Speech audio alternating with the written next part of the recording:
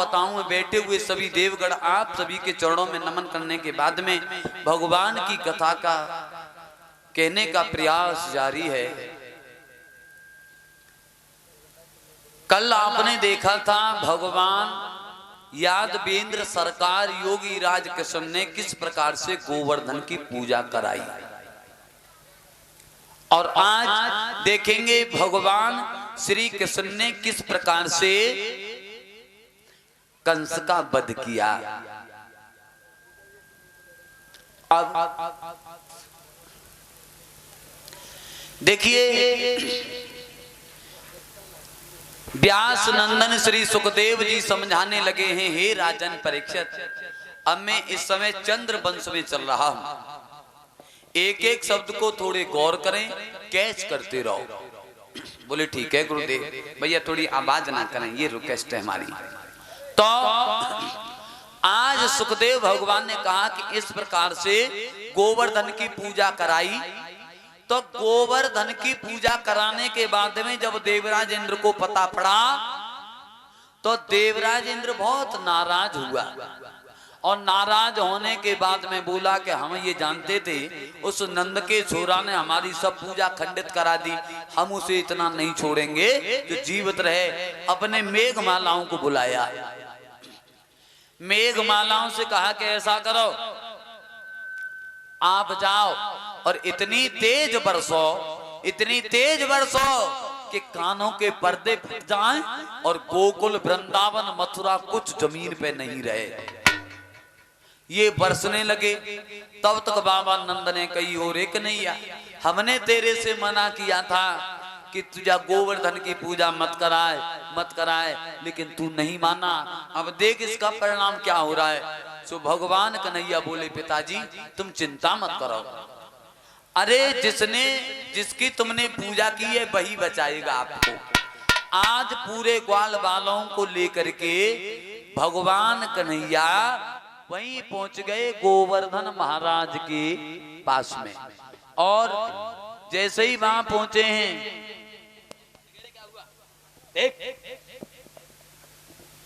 वहां पहुंचे और जाने के बाद में कहा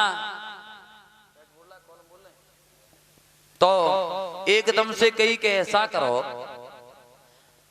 गोवर्धन महाराज को कनिका उंगली पर उठाया और उसके नीचे सब ग्वाल बाल बार लिए। जैसे ही ग्वाल बालों ने देखा, यशोदा मैया ने कहा, ओरे लाला,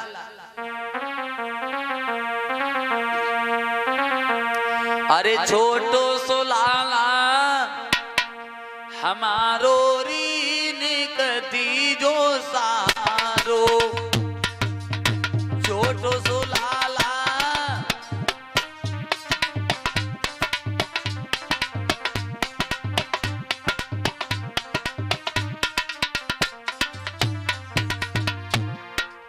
दीजो सहारो, जपो दीजो सारो,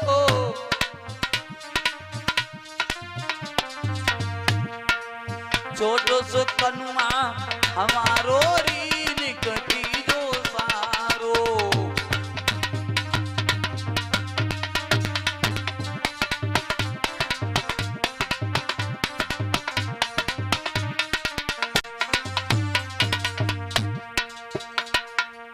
गोवर्धन बहना भारी,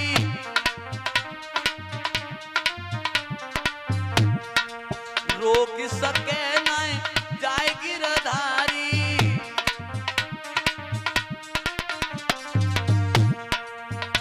तुम कहना मानो हमारो रे निकटी को सारो, छोटो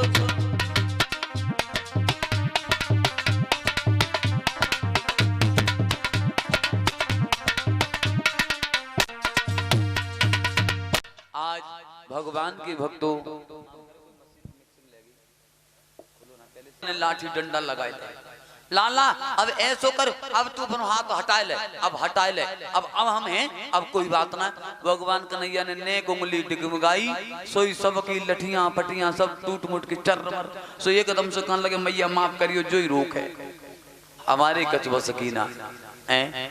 और इधर भगवान कन्हैया ने बारिश होती रही, लेकिन गोवर्धन महाराज इतने गर्म हो गए कि जो पानी गिरता था वो ही पानी भाप बन के उड़ जाता, जमीन पे एक बूंद नहीं थी। देवराज इंद्र ने देखा, बोले अब तो वहां जल ही जल होगा, कुछ होगा ही नहीं। जैसे ही नीचे देखा बस, तो वहां तो कुछ नहीं था, आराम से पक्षु पक्षी चहक रहे हैं, हरी हरी घास किल्ला दे रही है, सब इधर उधर मंगल गान हो रहे हैं। इंद्र ने कहा, मेघमालाओं से तुम बरसे नहीं? बोले महाराज हम इतने बरसे, कभी इतने हम गरजे नहीं। अच्छा क्या हुआ? एकदम से इंद्र समझ गया मेरे गोविंद का अवतार हो गया, आकर के चरणों में गिर गया, प्रभु माफ करना, मैं आपकी बराबरी भला कैसे कर सकता हूं। आज इस प्रकार से इधर भगवान कन्हैया का और राधा का मिलन कब और कैसे हुआ, इस कथा को मैं आपको थोड़े विस्तार से समझाऊं।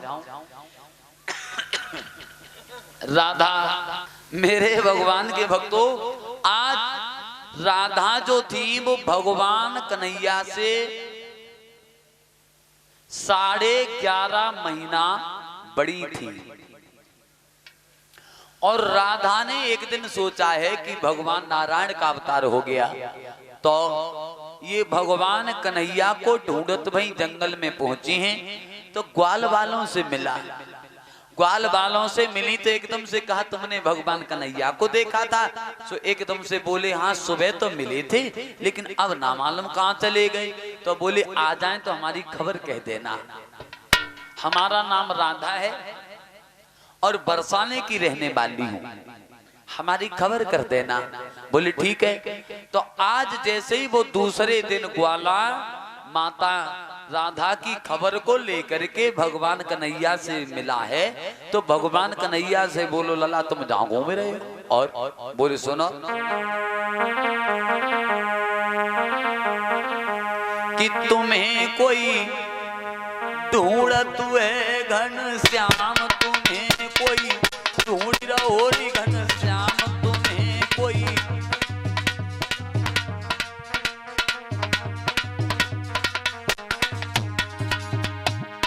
ढूंढ रहा हूं। अरे कौन ढूंढ रहा है?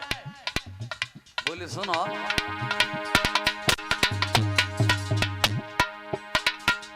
गोरी गोरी उम्र की थोड़ी,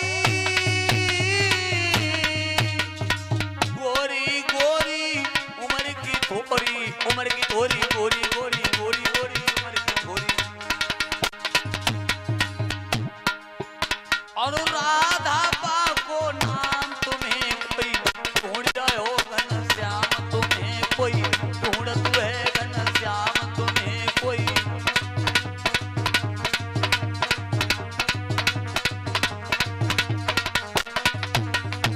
और कहाँ गई?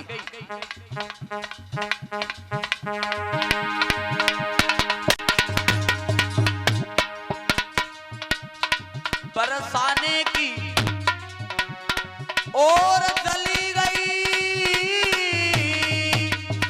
बरसाने की और चली गई, बरसाने की और चली गई, और चली गई, और चली गई। क्यों गंगाराम? कह दिया था केलमुड़ी वाली ने कि चले जाओ कथा में। और राधा